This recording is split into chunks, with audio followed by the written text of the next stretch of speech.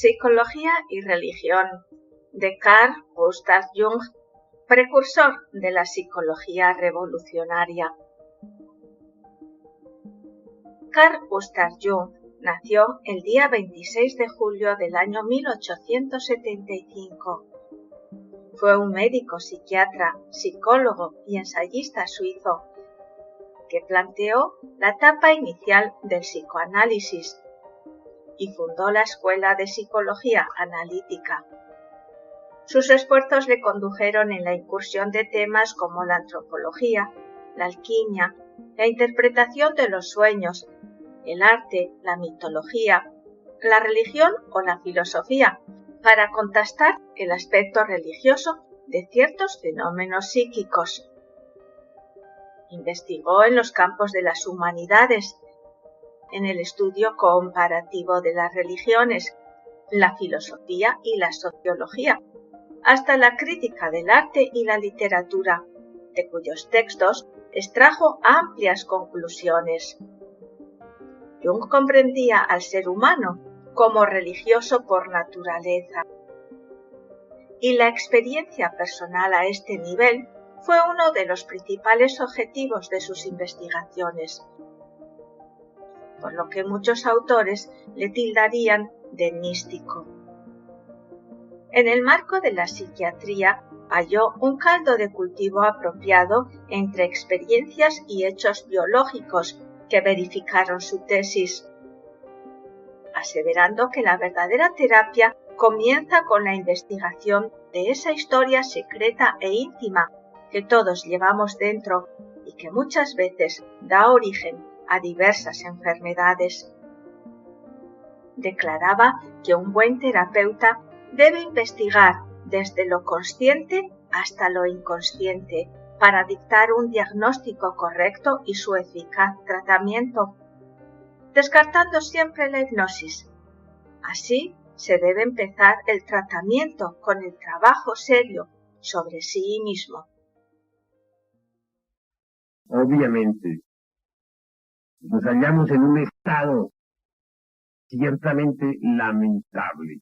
Verdaderas máquinas, sometidas a leyes externas e internas, a fuerzas de acción y reacción. El animal intelectual equivocadamente llamado hombre no posee una mente individual. En realidad, ese homúnculo racional posee muchas mentes. Hacer conciencia de nuestros propios errores resulta cardinal, indispensable. En el terreno del subconsciente colectivo, Jung indicaba que el hombre guarda experiencias y representaciones comunes a toda la humanidad, entendiendo que la fe viva es un entusiasmo espontáneo necesario para lograr un feliz desarrollo del crecimiento del alma. La religión contiene la solución a la incógnita peculiar de cada persona, pero solamente vivida en libertad, ya que las tradiciones con cánones estrictos y dogmáticos son una fuente de conflictos neurológicos que no permiten la curación. Muy al contrario, son un obstáculo. De la psicología analítica se deriva la convicción de que la existencia no puede ser solo física o vegetativa y que la psique es la que debe aprender a buscar su fuerza interna. La psique, conciencia o alma, existe por sí misma y ella debe experimentar para realizarse. Es imposible de otra manera. Por otra parte, la conciencia también percibe a ciertos intrusos autónomos o egos dotados de vida propia, como personalidades secundarias. La patología demuestra que hay una autonomía de ciertos complejos con sus convicciones e impulsos que están apartados de la conciencia. Ellos son los agregados psicológicos. Ellos conspiran contra su poseedor, siendo éste su víctima, incapaz en muchas ocasiones de defenderse de su poder demoníaco.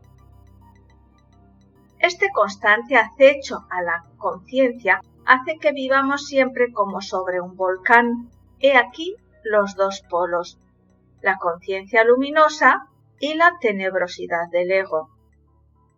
La conciencia es lo primordial para lograr el discernimiento. ¿Han reflexionado acaso ustedes en lo que es la conciencia? ¿Qué podría comparar la conciencia a un foco de luz que lo dirijo hacia una parte o hacia otra?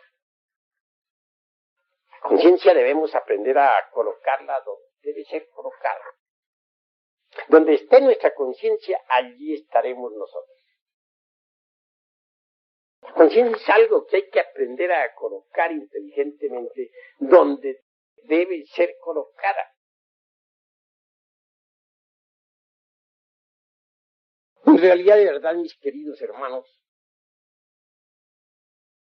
es grande cuando uno verdaderamente cambia su forma de pensar. Porque entonces, y solo entonces, trabajará para despertar la conciencia. Entonces, y solo entonces, hará un trabajo serio que lo conduzca al nacimiento del Bodhisattva. Cuando toda la totalidad del yo haya sido reducida a cenizas, convertida en polvareda cósmica, la esencia, la conciencia quedará libertada. Y será entonces cuando gozaremos de la verdadera auténtica felicidad. Será entonces cuando en verdad conoceremos la libertad. Para ayudarse en esta lucha constante, el psicólogo se apoya en la interpretación de los sueños, tan extensamente explicada por el venerable maestro Samael Aun Weor. Los sueños suministran datos imprescindibles para guiarnos en el mundo subterráneo de la psique.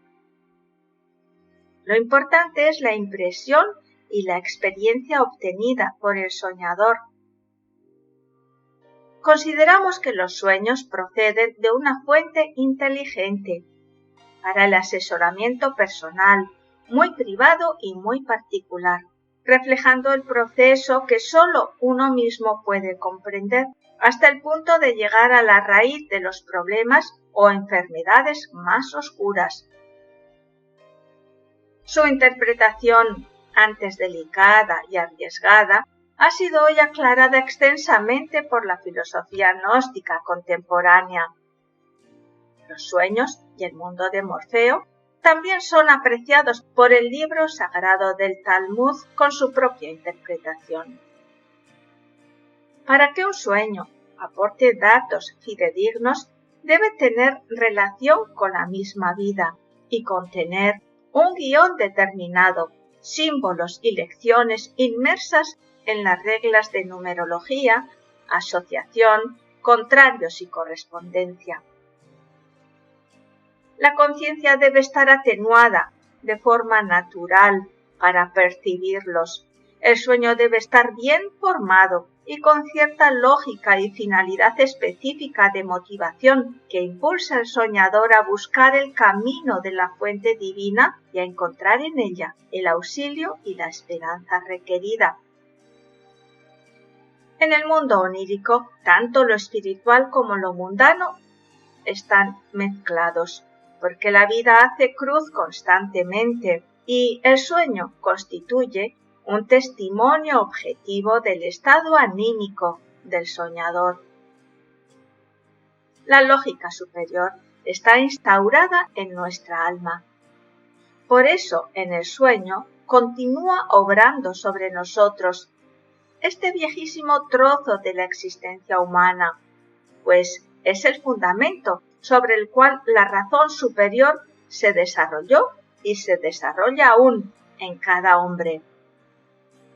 El sueño nos transporta a estados lejanos de la civilización humana y nos pone en nuestras manos un medio para comprenderla mejor. En toda la historia los sueños se han mezclado con la filosofía. San Agustín decía que a Dios se le representa en el círculo, cuyo centro se halla en todas partes y su circunferencia en ninguna. Y según Hechos, en Dios somos, vivimos y tenemos nuestro ser. Según Jung, un sueño o una visión son exactamente lo que parecen ser. No son un disfraz de cosa alguna, sino un producto natural, una cosa en sí, sin motivación externa a ella misma.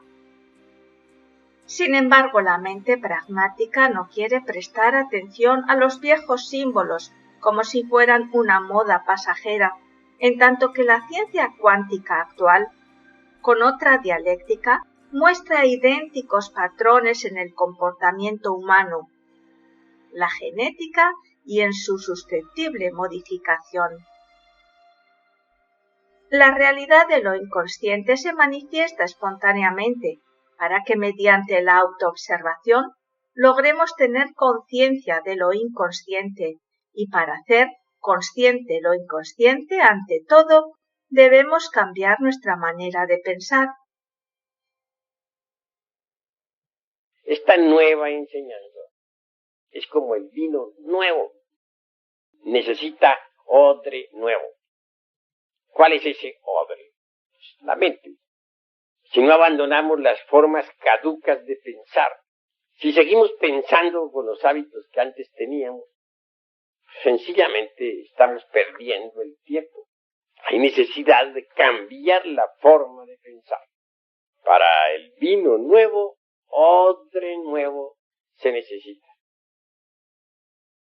Querer enganchar el carro de la enseñanza gnóstica a nuestro viejo carro, todo dañado por el tiempo y lleno de basuras e inmundicias, es engañarnos a sí mismos. Se trata antes que todo de preparar el recipiente para recibir el vino de la enseñanza gnóstica. Ese recipiente es la mente. Hoy se concibe a la enfermedad como una somatización de los problemas y emociones negativas, y se sostiene la importancia de curar primero el origen anímico y, como consecuencia, quede sanado el cuerpo físico. Es lo que podríamos llamar la cura del alma. Esta cura se ha dado a través de los tiempos con los actos litúrgicos. Así lo confirma Jung en su exposición sobre el dogma y el ritual, como una higiene espiritual para llegar al saludable punto de hacer las paces con Dios. El objetivo del dogma y del ritual permite vivir de forma dramática un proceso vivo de transformación. A Dios se le encuentra en la liturgia, en el camino místico litúrgico. En vano los profanadores intentarán burlarse de los dioses santos, pues en realidad esas deidades no solamente gobernaron al mundo en tiempos más felices, sino que además se expresan litúrgicamente. Cuando la humanidad abandonó el culto a los dioses santos, cayó en el materialismo grosero de esta época o edad del Kali Yuga. En el dogma y el ritual, los dioses invocados concurren. Ellos tienen verdadera realidad, siempre han existido y siempre existirán. Pretender erradicar a Dios es un absurdo y un despropósito. La mitología comparada nos lleva constantemente a este drama que se pronuncia en compasión y en amor consciente, siempre a favor de la restitución de los valores humanos y divinos que dan sentido a la existencia. Los grandes filósofos aceptan que Dios quedó inmerso en la creación, en los 4 elementos, en los 4 rumbos y en el hombre según su propia imagen. La religión o religare tiene el cometido de encaminar las funciones psíquicas hacia su más alto logro para retornar hacia su fuente, aceptándose y logrando hacer las paces con su Dios interior. Pero lamentablemente, los poderes fácticos atiborrados de falsedad y de rigidez fanática han privado al alma de la intercesión entre Dios y el hombre, como camino seguro para acoplarse a su identidad, valores e imagen, como un fractal a su prototipo. Los arquetipos como las imágenes santas, la cruz, la geometría sagrada, el Cristo o la numerología pitagórica son actividades espontáneas de la psique objetiva, instalada en el inconsciente, que las utiliza para guiar y para instruir. Sin embargo, el convencimiento arraigado de las creencias en los pacientes debe ser respetado, porque en principio es una autodefensa contra la ambigüedad de alguna experiencia que podría perturbarles, hasta que lleguen a ser debidamente analizadas y comprendidas, para librarse de su actitud unilateral y trascenderlas. Una y otra vez, la historia nos presenta el drama de teorías pueriles para realizar un paraíso en la tierra, inútil si el hombre no se transforma a sí mismo. Vivimos en un mundo desgraciadamente doloroso. Todos ustedes están llenos de dolor, de sufrimiento. Felicidad no existe en este mundo. No es posible. Mientras haya ego, tiene que haber dolor. Mientras continuemos con nuestra forma rancia de pensar, no podremos ser dichosos. Mientras seamos víctimas de las emociones negativas, cualquier género de felicidad se hace imposible. Nosotros necesitamos en verdad llegar a la felicidad. No podríamos nosotros conseguir tal logro si no despertáramos la conciencia. Y nunca despertaríamos la conciencia si continuáramos con la forma que tenemos actualmente de pensar.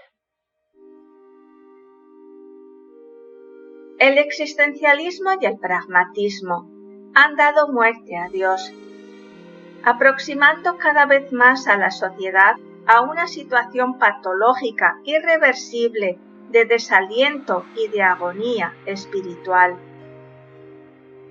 El miedo, la mentira, las emociones inferiores y las 7 cabezas de legión del ego son los causantes de las desgracias humanas. Más que nunca hoy necesitamos de la madurez, de la autocrítica, de la responsabilidad y de la introspección personal para dar un giro total a nuestras vidas. Tenemos 2 opciones, la conciencia o el ego. La conciencia siempre alerta irá discerniendo el camino, franqueando el umbral del inconsciente y poniendo luz donde había oscuridad y error. Mientras el ego, instalado también en el interior del inconsciente, tratará siempre de sabotear su dirección. Como es arriba, es abajo, dice el aforismo hermético. Es el Dios interno quien nos induce a alcanzar la liberación para que experimentemos lo luminoso y tal experiencia nos transforme radicalmente. Otro arquetipo poderoso es la figura diabólica, adversario del Cristo. Esto revela la naturaleza libre de Dios y la libertad de la que ha dotado al hombre mismo. Como autoridad suprema, Dios confiere libertad al mismo diablo, tolerando su poder para que trabaje el discernimiento humano. El diablo, al ser libre, independiente y consciente del mal, es autónomo y representa la dualidad que debe ser trascendida. Dotado de la cualidad venenosa, impulsa a la materia prima como punto de apoyo o tentación en el trabajo personal. Es el entrenador psicológico. El problema es que suprimimos o reprimimos ciertos contenidos psicológicos sin analizarlos ni comprenderlos. Unas veces por menosprecio, otras por miedo, otras por parecernos inalcanzables y otras por carecer de la demanda específica. Fue Freud quien descubrió que la represión es uno de los principales mecanismos que forman la neurosis, porque va en contra de la conciencia y se reprime lo que no se comprende. Todos llevamos una sombra que el ego manipula y a veces la reprime, haciéndonos seres reaccionarios y elaborando una imagen falsa de nosotros mismos. La falta de autoobservación hace que tengamos una imagen falsa con cierta ilusión de libertad. La imaginación mecánica es diferente. Está formada con los desechos de la memoria. Es la fantasía. Conviene investigarla profundamente. Obviamente, la gente con su fantasía o imaginación mecánica no se ven a sí mismas tal cual son, sino de acuerdo con su forma de fantasía en varias formas de la misma. Incuestionablemente, una de ellas consiste precisamente en eso, de no verse uno a sí mismo tal cual es. O son los que tienen el valor de verse a sí mismos en su crudo realismo. Quien es consciente de sus debilidades siempre tiene la opción de corregirse. Son miles los agregados psíquicos que, movidos por intereses de todo tipo, subyugan a la conciencia. Pero si mantenemos a la conciencia reprimida y aislada, nunca llegará la corrección necesaria. Y suele ocurrir que en el momento menos indicado, lo reprimido estalle, haciendo fracasar a las mejores intenciones. Lo reprimido siempre es un obstáculo para el crecimiento personal. Aunque el hombre culto reprima en sí mismo al ego, éste acabará rebelándose de forma abrupta. Dentro de lo inconsciente se hallan nuestras vidas pasadas con sus aciertos y con sus errores, sus emociones y sus voliciones, que necesitamos esforzarnos para conocer, comprender y trascender. Cuando se da una neurosis, la sombra o el ego es la que se manifiesta y para curarla hay que alcanzar la comprensión de esta sombra. Sin juicios, sin traumas y sin evasivas.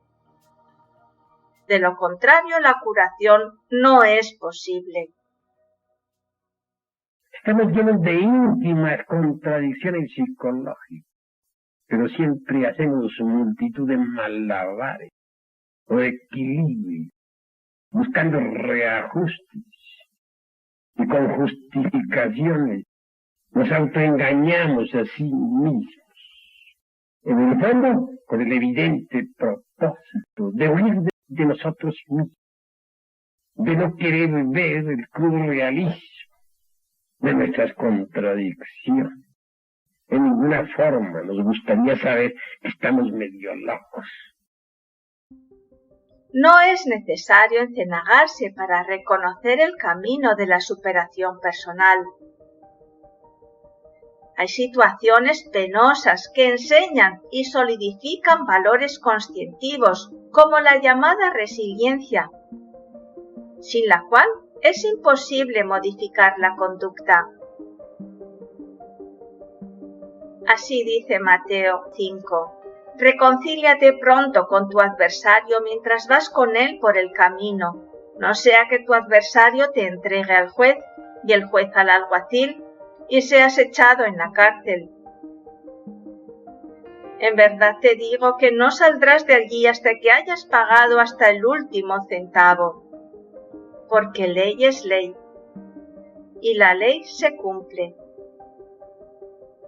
La paz no es cuestión de mítines ni propagandas.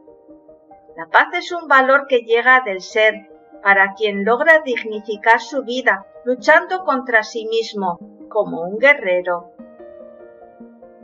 Quien se autodescubre, se ha dado cuenta de que la vida es una empresa dignificante y se convierte en una tarea seria para sí mismo. Porque entonces ya no hay culpables, ni víctimas, ni verdugos, ni juicios, ni condenas. Ya no hay más pretextos, pues toda situación es un campo de aprendizaje. Por lo tanto, no hay a quien combatir, sino a sí mismo, que es su relación más trascendental. Y viviendo en lo interior y trabajando por sí mismo, también hace algo positivo para los demás. Cuando las cosas se ponen difíciles, debemos intensificar el estado de alerta percepción, alerta novedad, y extraer de esas dificultades lo mejor, prender con ellas a conciencia lo que con ellas se nos quiere enseñar. Así pues, mis caros hermanos, no protesten, aprendan, no busquen evasivas, comprendan, no huyan, entiendan. La psique, el alma o conciencia es el vínculo que nos une a nuestras raíces, a la fuente primordial. Ella es la única capaz de conducirnos por el laberinto de las teorías con una perspectiva más amplia que el racionalismo especulativo. Los factores egoicos nos amenazan constantemente, disminuyendo nuestra capacidad de voluntad y de prudencia. La neurociencia está demostrando la gran plasticidad del cerebro y el caudal de la epigenética, más allá del ADN, en donde la voluntad de la conciencia puede obrar modificaciones. El ego, nuestro amo, a quien voluntariamente le hemos concedido el cetro del poder, vive en las profundidades del subconsciente en una magnitud difícilmente cognoscible, y desconociendo las leyes y los principios que lo gobiernan, surge el anarquismo y la destrucción social y moral. Las lacras sociales, los vicios y las drogas, unidas al creciente materialismo, se ceban en patologías psicológicas como la esquizofrenia y las disociaciones de funciones prácticamente incurables.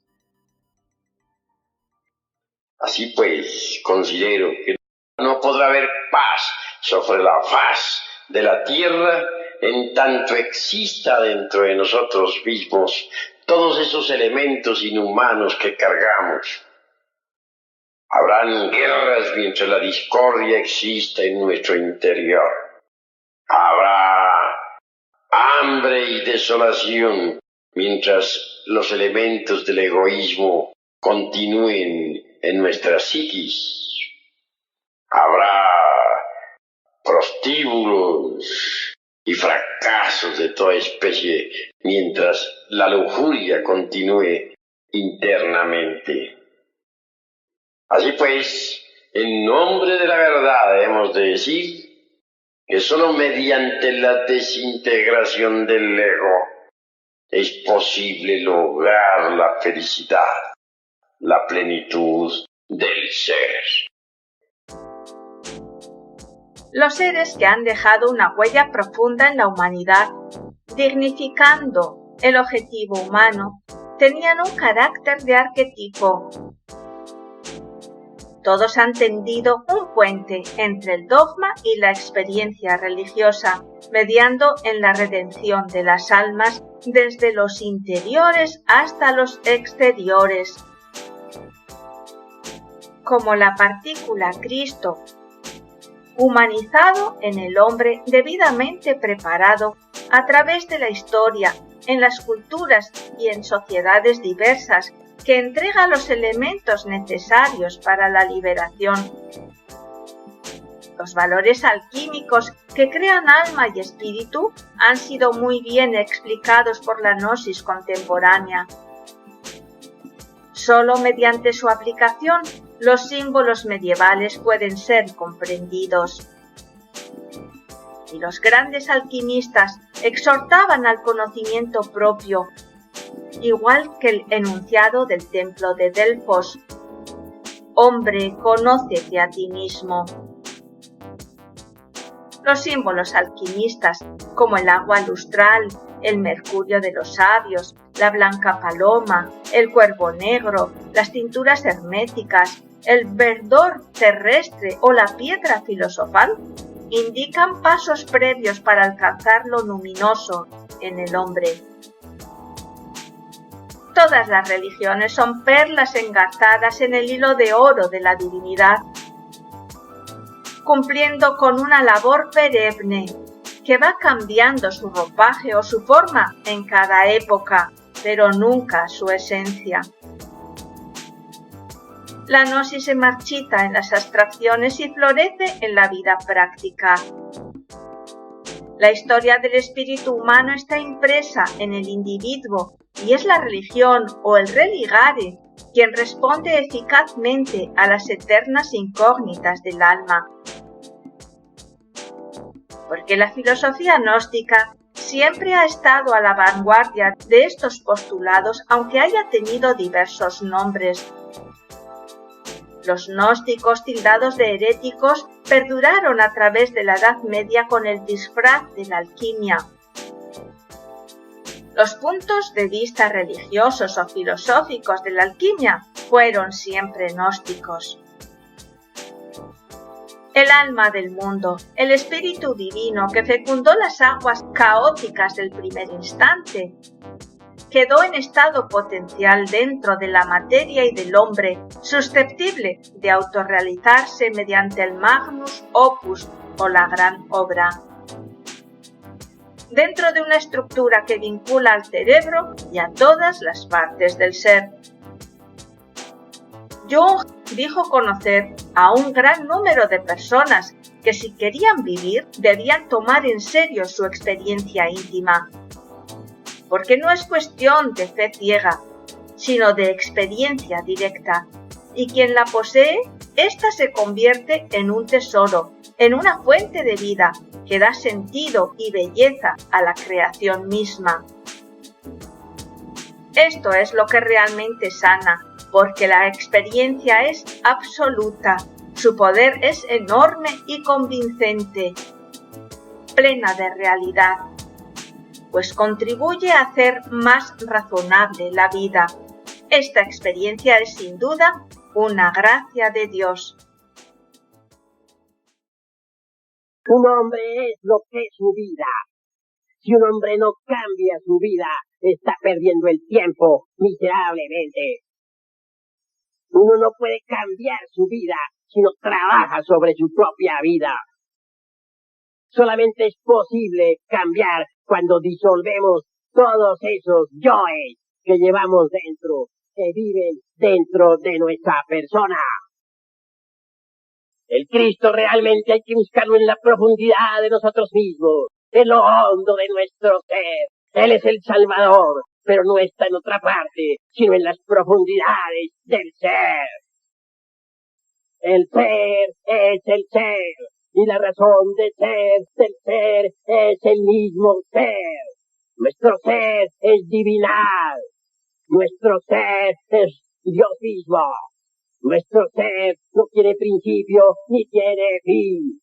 En nuestro ser está la plenitud, está la perfección, está el sentido de la bienaventuranza.